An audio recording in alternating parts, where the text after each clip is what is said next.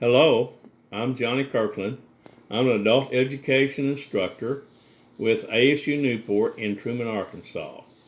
I would like to show how to solve a quadratic equation using the TI 30XS calculator with the memory and shared variables function, which is written in the instruction booklet right here. You might use that. It might help you some.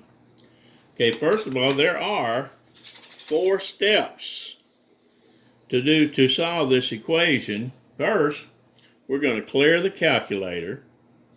Number 2, we're going to store values for A, B, and C. Next, we're going to put in the formula into the calculator and then press enter, and that'll solve it for you. Okay, first of all, this is our quadratic formula. So we're going to find A, B, and C that's in the formula by using the standard form of the equation, which is y is equal to ax squared plus bx plus c. The a is associated with the x squared term or the quadratic term. The b is associated with the linear term, and c is a constant. So we're going to start out with an equation that I've solved before in a previous video. It is x squared plus 20x is equal to 80. I need to subtract 80 from both sides. That'll give me this. X squared plus 20x minus 80 equals 0.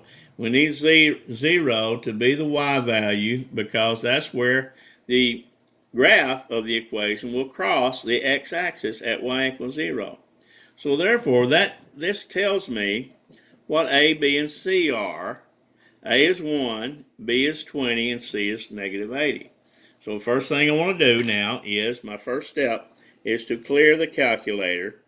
Here's my clear and here's my on, and I press those at the same time and release, and that will clear the calculator. Okay. Now I need to store these A. The A is 1, B is 20, and C is negative 80 into the calculator.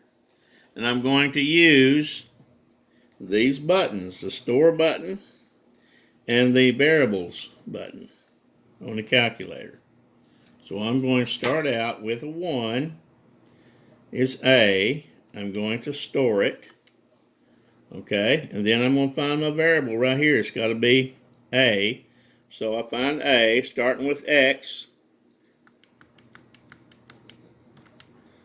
That's B. Got to go. Oh, went too far, so I need to go back.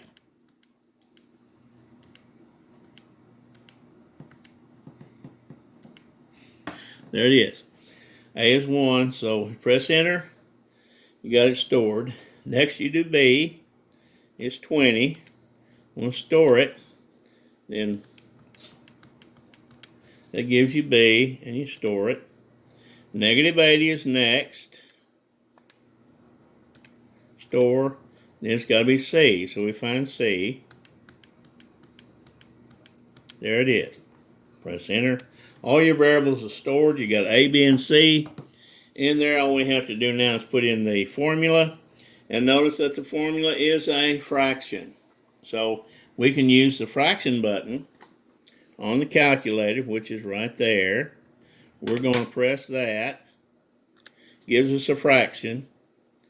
And so now we're going to start putting in the variables for the formula. Negative B, start out. Negative B gives me negative B. Plus, I'm going to use plus. Notice this is plus or minus. I'm going to use the plus first and then come back and pick up the minus. So it's got to be plus first. Then I got to get a square root. So notice that your square root is right here. It is the second function of x squared. So I'm going to have to press second and then that square root function. Now I got to put in a b. I got b squared, so I got to put in a b. There it is. You got to square it. You're going to use the squared function this time. Then you're going to put in a minus. There's the minus. You got to get 4A. So we got to get A. And then you got to move that cursor over one place. And it doesn't look like it's going to move, but it will. It'll move over. Now you got to put in your C. And there you go. You got your C in there. Bring it down. Cursor it down. Now you get your 2A. And here's your A. And you got it. Okay, now you have to do is press enter, and you got the solution to the equation. It is one of the solutions to the equation. Is 6 times the square root of 5 minus 10. If you don't want, that's the exact answer. It's simplest radical form. If you don't want to use that answer, if your answer in the test is a decimal, then you come down here, this little key, and that changes it to a decimal. And then you can use that, round it off to whatever value it says to do. Now we need to capture the formula again, and we don't want to have to rewrite it. So I'm going to come up here, I'm going to cursor up till I come up to the formula again. There it is. And I'm going to press enter, and that captures it down here for you to work with it. Use your cursor now to move back, and it'll move down there, and then you move it up. Then you bring it over till you get to the plus. There you go. You got to delete that, so you want to delete it here. Now you want to add a minus, so you got to do second insert. And you're going to insert a minus. There it is. You're done. Press enter. And there's the other solution to the equation. It is a negative 6 square root of 5 minus 10. And if you want a decimal, all you have to do is go back to this little key here. You got arrows pointing to the right and to the left. Press enter, and that changes it to a decimal. There you go. Negative 23 point something, and you round it off to whatever value you want. Well, thank you very much for looking at my video, and I'll see you later. Bye.